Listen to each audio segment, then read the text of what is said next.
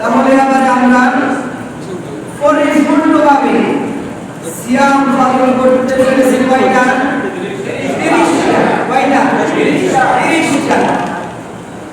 আল্লাহ রাব্বুল আলামিন বলেন, যখন তোমরা 30 দিন অথবা 29 দিন সিয়াম সাধনা পালন করবা, এরপর যখন তোমরা শাওয়াল মাসের চাঁদ দেখবা, আকাশে যখন শাওয়াল মাসের চাঁদ দেখবা, তখন তোমাদের মাঝে আসবে একটা খুশির দিন, আনন্দের দিন, যে তোমরা 30 দিন সিয়াম সাধনা পালন করছো। ওই দিন হবে তোমাদের জন্য খুশির দিন, আনন্দের দিন, যেটাকে আমরা পালন করি পবিত্র ঈদুল ফিতর। পবিত্র ঈদুল ফিতর আগামী দিন, আগামী দিনে হচ্ছে পবিত্র ঈদুল ফিতর। যে ঈদুল ফিতর 29 অথবা 30 দিন রোজা রাখার পরে আমাদেরকে যিনি এই দিন দিয়ে খুশি করেছেন, তিনি কে? রব্বে কারীম বলেন, যখন তোমরা 30 অথবা 29 দিন সিয়াম সাধনা পালন করবা, তোমাদের সামনে পবিত্র ঈদুল ফিতর। ওই দিনকে বলা হচ্ছে আনন্দের দিন, খুশির দিন। কাদের জন্য? যারা 29 অথবা 30 দিন রোজা রেখেছে তাদের জন্য। যারা রোজা রাখে নাই, যারা রোজা রাখে নাই তাদের জন্য এই দিন করে খুশির দিন নয়।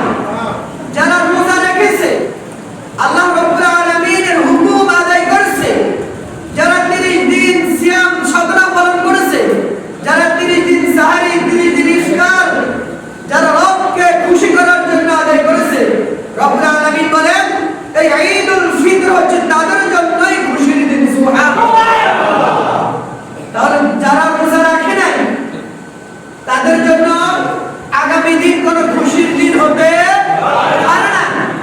আমরা যারা রোজা রেখেছি, চাঁদ দেখে রোজা রেখেছি, আমার চাঁদ দেখে রোজা ভাঙবো, আমাদের জন্যই হচ্ছে আগামী দিন খুশির দিন, আনন্দের দিন। এই যে আমরা ঈদ বলি, ঈদ মানে কি? ঈদ মানে আনন্দ, ঈদ মানে খুশি, ঈদ মানে যেটা বারবার ফিরে আসে, এটাকে বলা হয় ঈদ। রাসূল সাল্লাল্লাহু আলাইহি ওয়াসাল্লাম বলেন, যখন তোমরা 29 অথবা 30 দিন রোজা রাখবা, তখন তোমরা বাকি 11 মাস, বাকি যে আরো 11 মাস থাকে আবার রোজা রাখা, রোজা আসার আগ পর্যন্ত, এই 11 মাস যেভাবে সাহাবায়ে কেরাম তাদের এই এক মাসের আমলের জন্য আল্লাহ রাব্বুল আলামিনের কাছে দোয়া করেছে, তোমরাও বাকি 11 মাস তোমরা রব্বুল আলামিনের কাছে দোয়া করো যে এক মাস তোমরা নেক আমল করেছো, রব্বুল আলামিন যেন এই এক মাসের নেক আমলগুলা রব্বুল আলামিন যেন কবুল করে নেয়। সুবহানাল্লাহ।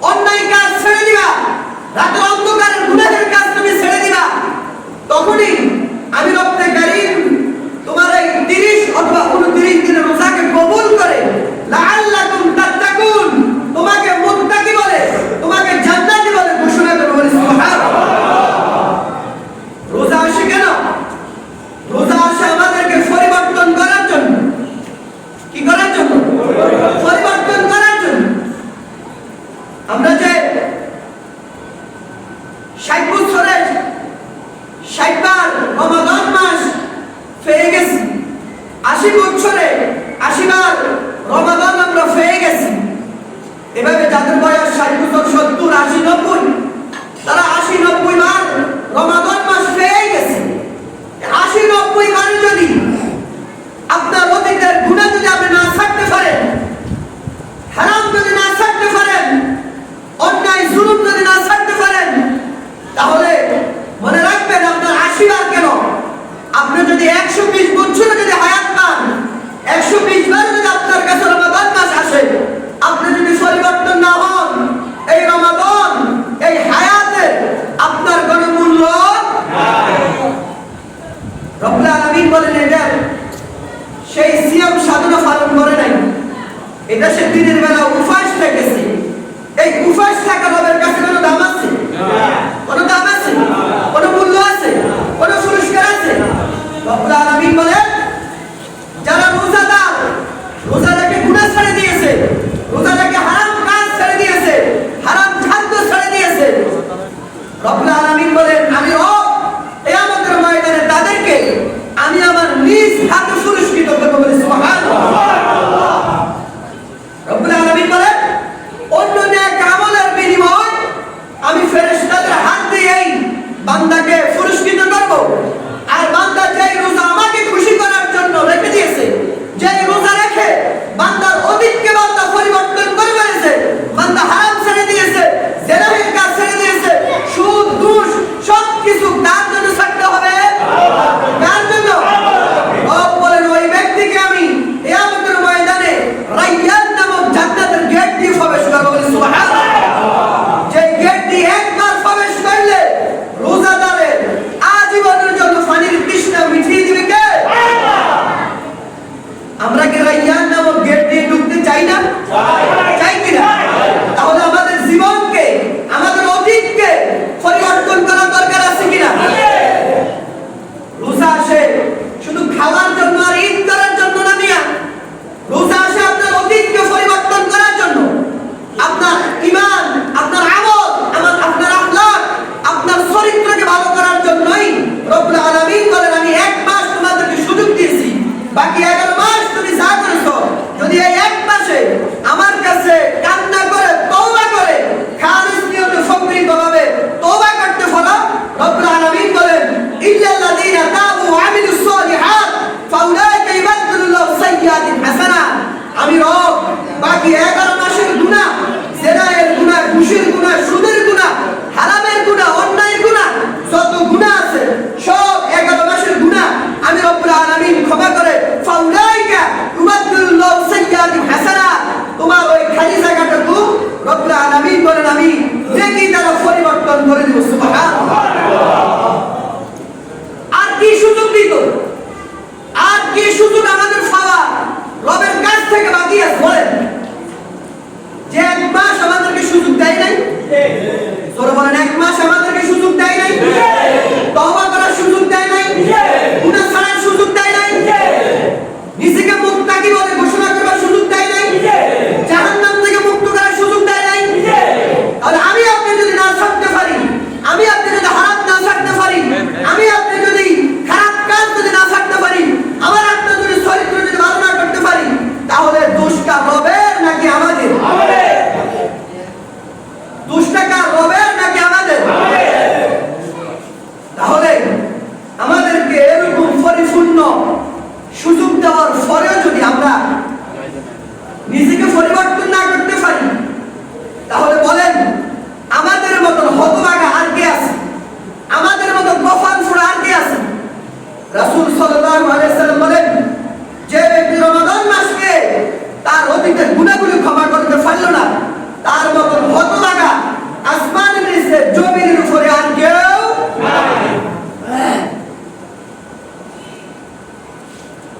এই জন্য সাহাবায়ে কেরাম বলেন আমরা 11 মাস, যে এক মাস ইবাদত করেছি, বাকি 11 মাস আমাদের ইবাদত কবুল করার জন্য, কবুল হওয়ার জন্য আমরা দোয়া করি কার কাছে?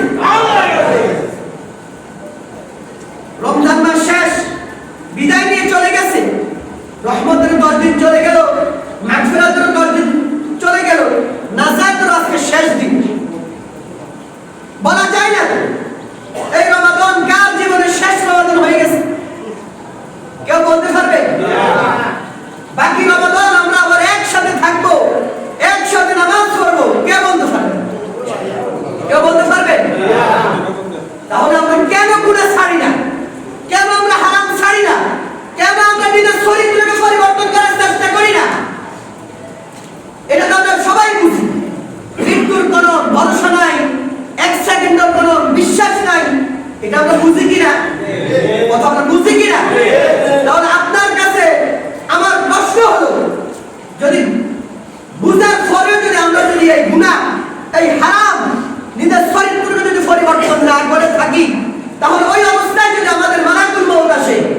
তাহলে বলুন তো জান্নাতি নাকি জাহান্নামী?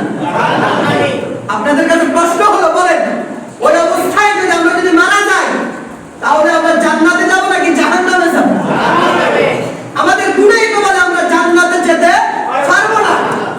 তাহলে যে 11 মাস পর গুনাহ করার পর যে 1 মাস আমাদেরকে ভালো হওয়ার সুযোগ দিয়েছেন তিনি কে? আল্লাহ। আমরা কেন ভালো হই না? কেন ভালো হই না আমরা?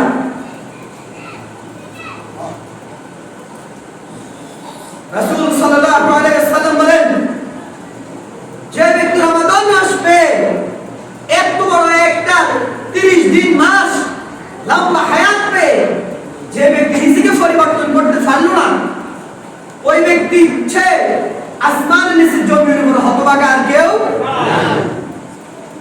তাহলে আমি আপনি আমরা কি হতভাগাদের অন্তর্ভুক্ত হতে চাই? আমি আপনি আমরা কি হতভাগাদের অন্তর্ভুক্ত হতে চাই নাকি মুত্তাকিদের অন্তর্ভুক্ত হতে চাই? তাহলে আমরা অতীতের গুনাহের জন্য তওবা করব কার কাছে? আল্লাহর কাছে। গুনাহ ছাড়বো নাকি গুনাহ করব? ছাড়বো। হারাম খাবো নাকি হারাম ছাড়বো? ছাড়বো। আখলাক চরিত্র ভালো করব নাকি আরো খারাপ করব? ভালো করব। রব্বুল আলামিন সবাইকে ঈমান ও আমলের সাথে বাকি হায়াত বাকি জিন্দেগি কাটানোর তৌফিক দান করুন। আমিন। এই যে আগামী দিন ঈদুল ফিতর, এই ঈদ আসছে কোত্থেকে? আমরা যদি হাদিসের দিকে যদি লক্ষ্য করি, মুসনাদ আহমদ ইবনে হাম্বলের হাদিস, হযরত আনাস রাদিয়াল্লাহু তাআলা আনহু তিনি বর্ণনা করেন যে আল্লাহ রাসূল সাল্লাল্লাহু আলাইহি ওয়াসাল্লামকে পবিত্র মক্কা থেকে যখন মদিনায় হিজরত করলেন, রাসূল সাল্লাল্লাহু আলাইহি ওয়াসাল্লাম দেখেন মদিনার মানুষগুলো বছরের মধ্যে 2 দিন আনন্দ করে। কয়দিন? একটু খেলাধুলা বেশি করে, আনন্দ উৎসব বেশি করে। রাসূল সাল্লাল্লাহু আলাইহি ওয়াসাল্লাম জিজ্ঞাসা করলেন যে তোমরা এই 2 দিন কেন এত আনন্দ এত খেলাধুলা করো? তারা বলতেছে, ইয়া রাসূলুল্লাহ, এটা আমরা জাহিলি যুগ থেকে আমরা বছরের এই 2 দিনে বেশি আনন্দ, বেশি খেলাধুলা, কৌশল বিনিময় একটু আমরা বেশি করি। রাসূল সাল্লাল্লাহু আলাইহি সাল্লাম বলেন, এই 2 দিনের পরিবর্তে রব্বুল আলামিন তোমাদেরকে আরো 2 দিন রব্বুল আলামিন তোমাদেরকে হাদিয়া দিয়েছে। যে 2 দিন, এই 2 দিনের চেয়ে আরো উত্তম, আরো ফজিলতপূর্ণ। তারা প্রশ্ন করলেন, কোন দিন? রাসূল সাল্লাল্লাহু আলাইহি সাল্লাম বলেন, একটা হচ্ছে ঈদুল ফিতর আর একটা হচ্ছে ঈদুল আযহা। ঈদুল ফিতর যেটা আগামী দিন আসবে, এটার নাম কি? ঈদুল ফিতর। রাসূল সাল্লাল্লাহু আলাইহি সাল্লাম বলেন, তোমাদের এই 2 দিনের চাইতে আল্লাহ রাব্বুল আলামিনের পক্ষ থেকে যে 2 দিন তোমাদেরকে হাদিয়া দিয়েছে, ঈদুল ফিতর আর ঈদুল আযহা, এই 2 দিন হচ্ছে বছরের মধ্যে, সারা বছরের মধ্যে সর্বশ্রেষ্ঠ 2 দিন। সুবহানাল্লাহ। এই ঈদুল ফিতর যেটা আগামী দিন আমরা পালন করব, ঈদ মানে আনন্দ, ঈদ মানে খুশি, ঈদ মানে একে অন্যের সাথে ভালোবাসা বিনিময় করা, কৌশল বিনিময় করা, নাকি? এটা আমরা ঈদে যাব, ঈদুল ফিতর আমরা ঈদের সালাত আদায় করব।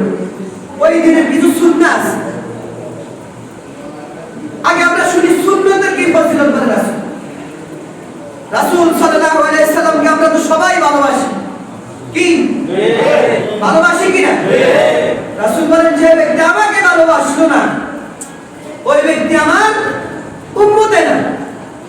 তাহলে আমাদের জীবন জুড়ে, আমাদের জীবনের সবটুকু ভালোবাসা কার জন্য? নবী মুহাম্মদ সাল্লাল্লাহু আলাইহি ওয়াসাল্লামের জন্য।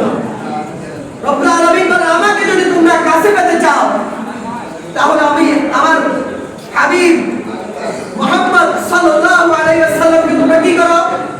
অনুসরণ করো, অনুকরণ করো, তাহলে তোমরা আমার নৈকট্য অর্জন করতে পারবে। সুবহানাল্লাহ। আমরা রাসূলকে সবাই ভালোবাসতে চাই, জান দিয়ে, প্রাণ দিয়ে, ঠিক কি না? রাসূলের সুন্নাত মানতে চাই। আছে না অনেক মানুষ রাসূলের সুন্নাত মানতে চাই। রব্বুল কারীম বলেন, যে ব্যক্তি আল্লাহ রাসূলের একটা সুন্নাহকে জিন্দা করবে, একটা সুন্নাহ আদায় করবে, তার আমলনামায় 100 100টি শহীদের নেকি রব্বুল আলামিন লিখে দিবেন। সুবহানাল্লাহ। আরেকজন সাহাবী উঠে বলেন, ইয়া রাসূলুল্লাহ, যদি কারো আমলনামায় যদি একজন শহীদের যদি সওয়াব থাকে, আল্লাহ রাসূল বলেন কারো আমলনামায় যদি একজন শহীদের যদি সওয়াব যদি লিখে থাকে, ওই ব্যক্তির থেকে জাহান্নাম 500 বছর দূরত্ব সৃষ্টি হয়ে যায়। সুবহানাল্লাহ। আর হাদিসে রাসূল বলেন, যে ব্যক্তি আমার একটা সুন্নাহকে জিন্দা করলো, সে যেন কিয়ামতের ময়দানে আমি রাসূলের সাথে একসাথে জান্নাতের মেহমান হবে। সুবহানাল্লাহ। রাসূল বলেন, মান আহাব্বা সুন্নতি ফাকাদ আহাব্বানি ওয়া মান আহাব্বানি কানা মাই ফিল জান্নাহ। যে ব্যক্তি আমার সুন্নাতকে ভালোবাসলো, সে যেন আমি নবী মুহাম্মদ সাল্লাল্লাহু আলাইহি ওয়াসাল্লামের সাথে একসাথে জান্নাতের মেহমান হবে। সুবহানাল্লাহ।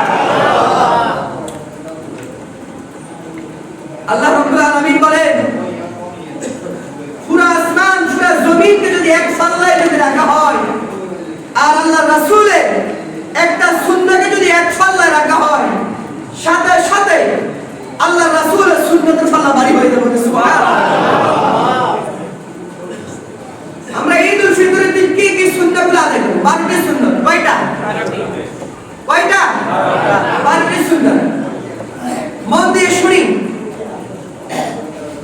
ঈদুল ফিতরের দিন 1 নম্বর সুন্নাত হলো আগে আগে ঘুম থেকে ওঠা। খাইছে আমরা উঠি 8টা বাজে, আমরা উঠি ঈদের জামাত সংস্কৃতি হুজুর বলে আগে আগে ঘুম থেকে ওঠার জন্য। ঈদের দিন ফরজ সুন্নাত কি বলছি? আমরা আমার কথা বলে আপনাদের কানে মনে যায় না এখন, তাহলে বলেন না ঈদের দিনের 1 নম্বর সুন্নাত কি বলছি? 8টা বাজে উঠে ঘুম থেকে, তাহলে আগে আগে ঘুম থেকে উঠা চেষ্টা করা, নাকি 8টা বাজে উঠবো? না, আবার ইসলাম রাত করে কথা দিন রাতে 3টা বাজে ঘুমাবো। আছে না এরকম মানুষ? আছে না? তাহলে তো সুন্নাত আদায় হবে। সুন্নাত আদায় হয়েছে? তাহলে সুন্নাতের 1 নম্বর ঈদুল ফিতরে আগে আগে ঘুম থেকে ওঠা। উঠবো তো ইনশাআল্লাহ? ইনশাআল্লাহ। 2 নম্বর সুন্নাত ফজরের নামাজ জামাতে আদায় করা। এত ঘুমে আরামে ঘুম থেকে উঠবো আমরা? রোজার মাসে আসতে দিন কষ্ট হয়ে গেছে নাকি? আসবো তো ইনশাআল্লাহ? ইনশাআল্লাহ। অনেকে বলেন ফজরের নামাজ না পড়লে কি ঈদের নামাজ পড়বো? আচ্ছা বলুন তো ঈদের নামাজ ফরজ নাকি ওয়াজিব? ওয়াজিব না এটা? আর ফজরের নামাজ পড়াটা কি ফরজ না ওয়াজিব? আপনি ওয়াজিবের জন্য ফরজ ছেড়ে দিলেন, লুঙ্গি খুলে ফাড়ি বাইতে দিলেন। হ্যাঁ, লুঙ্গি খুলে ফাড়ি মানে ফরজ যে আপনি সতর এটাই আপনি ছেড়ে দিলেন সুন্নতের জন্য। তাহলে ফরজের নামাজ জামাতে পড়বো তো ইনশাআল্লাহ? পড়বো তো ইনশাআল্লাহ? ইনশাআল্লাহ। হ্যাঁ, 2 নম্বর। 3 নম্বর সুন্নাত আসওয়াক, মেসওয়াক করা। কি করা? মেসওয়াক করা। কয়জনের কাছে আছে? কয়জনের কাছে আছে? সব নবীদের সুন্নাত ছিল কি? মেসওয়াক ছিল কি না? সব নবীদের সুন্নাত ছিল কি না?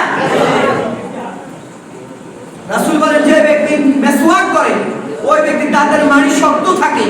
যে ব্যক্তি মেসওয়াক করে ওই ব্যক্তির দাঁত পরিষ্কার থাকে। যে ব্যক্তি মেসওয়াক করে ওই ব্যক্তির মুখে দুর্গন্ধ দূর হয়ে যায়।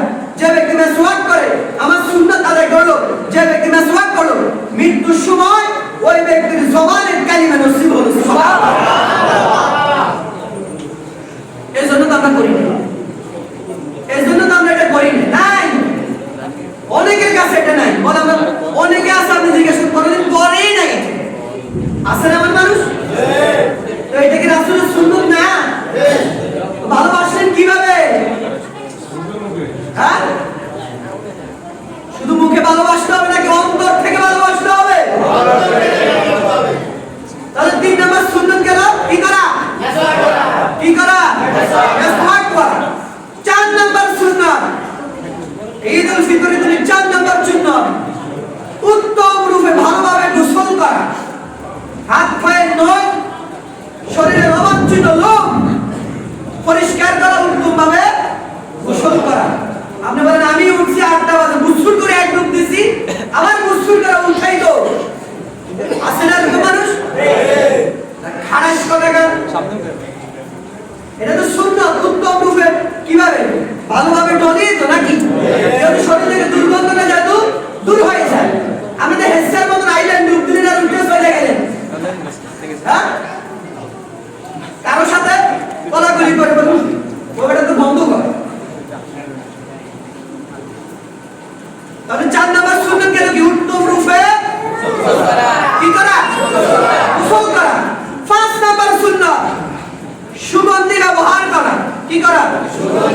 সব নবীদের সুন্নাত ছিল কিনা সুগন্ধি?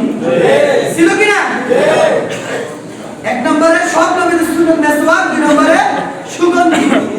অনেকে আছে পান সিগারেট ঠিক মতো নেই চলে, যদি বলেন একটা আতর নেন, ধর্মী আতর লাগে আমি কি করব? আতর দেওয়া আল্লাহ রাসূলের কি সুন্নাত। আল্লাহ রাসূল বলেন যে ব্যক্তি বেশি বেশি আতর ব্যবহার করে ওই ব্যক্তির শরীরে সহজে কখনোই রোগ ব্যাধি তাকে আক্রমণ করতে পারে না। সুবহানাল্লাহ। সামান্য একটা সুন্নতের কারণে যদি আপনার দেহ থেকে রোগ বালা দূর করে দেন তিনি কে? আল্লাহ।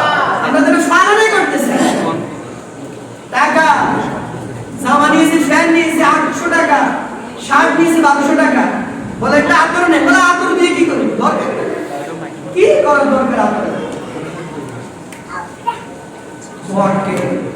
তাহলে ফার্স্ট নাম্বার সুন্নাত কি করা? সবাই বলেন ফার্স্ট নাম্বার সুন্নাত কি করা? আমি আপনাদেরকে বুঝার জন্য, আমল করার জন্য বলতেছি, চুপ থাকার জন্য আমি এখানে বকবক করতেছি না। তাহলে ফার্স্ট নাম্বার সুন্নাত কি করা? সুন্নাতকে ব্যবহার করা। 6 নাম্বার সুন্নাত, ঈদের দিন যখন আমরা ঈদগাহে যাব, মিষ্টি জাতীয় কোনো কিছু খেয়ে তারপরে ঈদগাহে যাব। সুবহানাল্লাহ বলবেন। আল্লাহ রাসূলের কেমন সুন্নাত ছিল? ওই যে 29-30 দিন আপনি রোজা রাখলেন, কষ্ট করলেন, আজকে মিষ্টি জাতীয় কোনো কিছু খেয়ে আপনি ঈদগাহে যাবেন, কত সুন্দর আল্লাহ রাসূলের সুন্নাত। অনেকে বলে মিষ্টি কিছু খেয়ে যাবেন, আশি খাবে, আশি খাবে, তাহলে সুন্নাতটা আদায় হলো না। তাহলে 6 নাম্বার সুন্নাত কি গেল? ঈদগাহে যাওয়ার আগে মিষ্টি জাতীয় কোনো কিছু খেয়ে তারপরে ঈদগাহে যাওয়া। খেজুর হোক, পায়েস হোক, ফিরনি হোক, যাই হোক, সামর্থ্য যা আছে। 7 নাম্বার সুন্নাত, ঈদগাহে যাওয়ার সময় তাকবীর বলা। বলেন আল্লাহু আকবার, আল্লাহু আকবার, লা ইলাহা ইল্লাল্লাহ, আল্লাহু আকবার, আল্লাহু আকবার, ওয়া লিল্লাহিল হামদ। রব্বুল আলামিন বলেন ওয়ালিতুমিনুল ইদ্দাতা ওয়ালিতুকাব্বিরুল্লাহ আলা মা হাদাকুম ওয়া লাআল্লাকুম তাশকুরুন। যখন তোমরা 30 দিন 29 দিন রোজা রাখবা, যখন শাওয়ালের চাঁদ দেখবা, যখন তোমরা ঈদগাহে যাবা, তাকবীর বলতে বলতে ঈদগাহে যাও, আমি রব্বুল আলামিন তোমাদের উপর খুশি হয়ে যাবেন। সুবহানাল্লাহ। বোমার মতন যায়, মদ খেলে বোমার মতন যায়, আর বক বক বক বক করতে করতে যায়। আসেন এরকম মানুষ? কি রে ভাই, কোরআনে কি বলে? ওয়ালিতুমিনুল ইদ্দাতা ওয়ালিতুকাব্বিরুল্লাহ, কার নামে তাকবীর দাও, আলা মা হাদাকুম ওয়া লাআল্লাকুম তাশকুরুন, তোমাদের উপর খুশি হবে কে? আল্লাহ। ও বেটা কিচ্ছা কাহিনী করতে করতে ঈদগাহে যা, হারামজাদা। কি আশ্চর্য ভাই, সুন্নাত কই আমরা করি। আমি কি মিথ্যা কথা বলতেছি? তাহলে 7 নাম্বার সুন্নাত গেল কি? ঈদগাহে যাওয়াইতে যাইতে কি বলা? তাকবীর দেওয়া, তাকবীর বলা। 8 নাম্বার সুন্নাত, ঈদগাহে পায়ে হেঁটে হেঁটে ঈদগাহে যাওয়া। আরোহণ 5 লাগাই না। রাসূলের সুন্নাত ছিল কি? পায়ে হেঁটে হেঁটে। রাসূল বলে বাড়ি থেকে যখন তুমি ঘর থেকে বের হবা, ঈদগাহে পৌঁছানোর আগ পর্যন্ত যত কদম তোমার পড়বে, প্রতি কদমে কদমে রব্বুল আলামিন এক গুচ্ছ নফল ইবাদত, এক গুচ্ছ নফল রোজার সওয়াব রব্বুল আলামিন তোমার আমলনামে লিখে দিবেন। সুবহানাল্লাহ। কোন আরোহণ 5 ডিসপ্লে লাগাইছে। 8 নাম্বার সুন্নাত গেল কি? পায়ে হেঁটে হেঁটে ঈদগাহে যাওয়া। 9 নাম্বার সুন্নাত, ঈদগাহে এক রাস্তায় যাওয়া, অন্য রাস্তায় ফিরে আসা। আপনাদের একটাই রাস্তা, তাহলে ডান দিকে যাবেন, বাম দিকে ফিরে আসবেন, সুন্নাত আদায় হয়ে যাবে। 10 নাম্বার সুন্নাত, যখন আমরা ঈদগাহে যাব, ঈদের নামাজ পড়ব, উন্মুক্ত জায়গায়, খোলা জায়গায় ঈদের জামাত করতে হবে। রাসূল সাল্লাল্লাহু আলাইহি ওয়াসাল্লাম বলেন যখন তোমরা ঈদ আসবে, ঈদুল ফিতর, ঈদুল আযহা, তোমরা খোলা ময়দানে, খোলা জায়গায় ঈদের নামাজ আদায় করো। সুন্নাত আদায় হবে কার? আল্লাহ। সুন্নাত আদায় হবে কার? 11 নম্বর সুন্নাত, ঈদের দিন থাকা, অনেকে আছে মুসার মতো ভাই সালাম দেয় তারপরও বেটার মুখে হাসি ওঠে না, ঘুম ভালো করে ঘুমও করতো না, ফেসার মতো খায়। আল্লাহ রাসূল বলেন তোমার যতই দুঃখের মাঝে তুমি থাকো না কেন, অন্তত ঈদের দিন সকলের সাথে হাসি মুখে থাকা সুন্নাত রাসূল সাল্লাল্লাহু আলাইহি ওয়াসাল্লাম। তাহলে যারা আমরা অফ হয়ে থাকি আর মুসার মতো থাকি, তাদেরকে বলেন তো তাদের থেকে কি সুন্নাত আদায় হবে?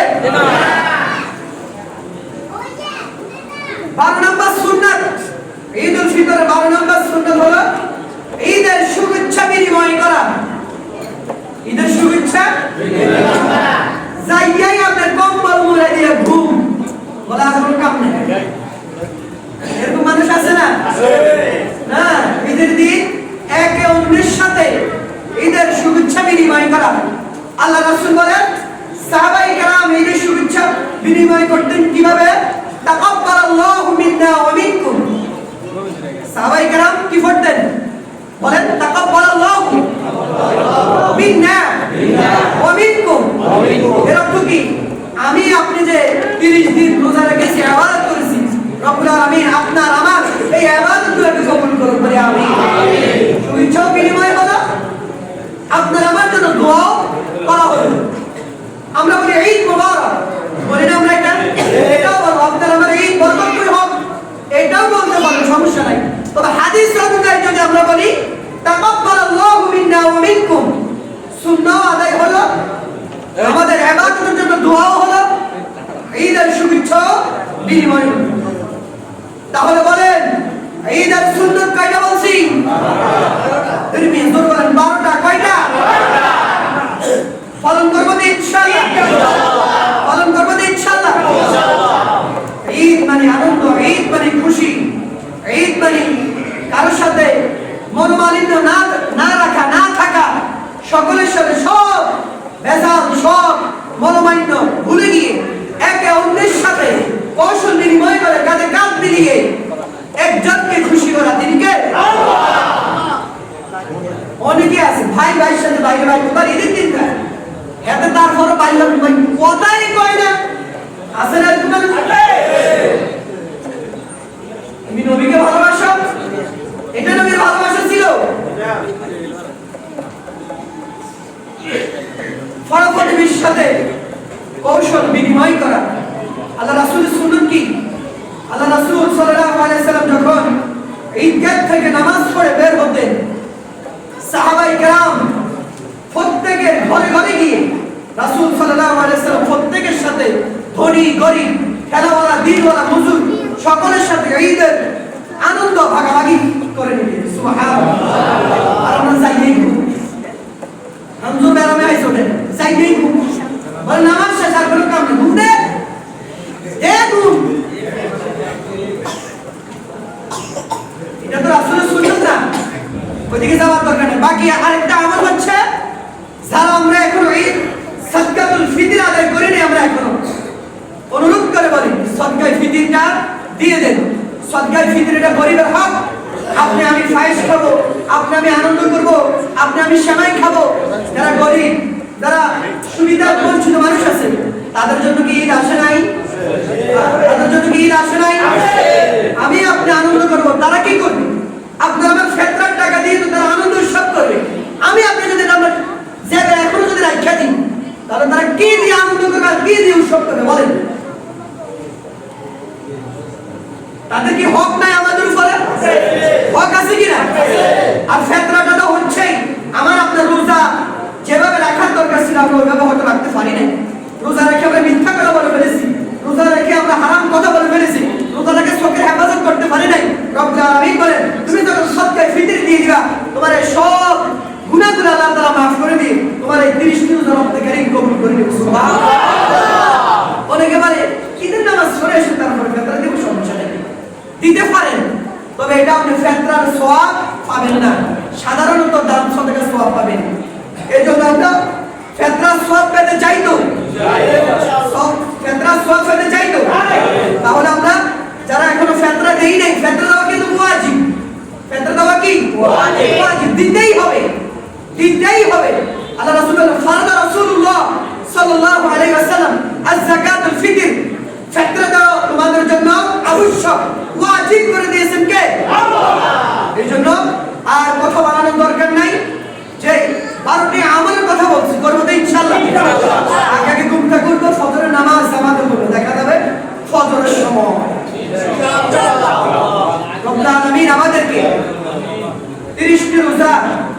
আলামিন যেন কবুল করে নেন বলে আমিন। আমাদের ইবাদত বندگی যেন রব্বুল আলামিন কবুল করে নেন বলে আমিন। আল্লাহ রব্বুল আলামিন যেন আমাদের অতীতের গুনাহগুলো ক্ষমা করে আমাদের আখলাককে পরিবর্তন করে আমাদের বাকি হায়াত বাকি জিন্দেগি আল্লাহ রাব্বুল আলামিনের ঈমান ও আমল রাসূলের তরিকা অনুযায়ী জীবন যাপন করার তৌফিক দান করে আমিন। ওয়া আখিরু দাওয়ানা আলহামদুলিল্লাহি রাব্বিল আলামিন। আসসালামু আলাইকুম ওয়া রাহমাতুল্লাহি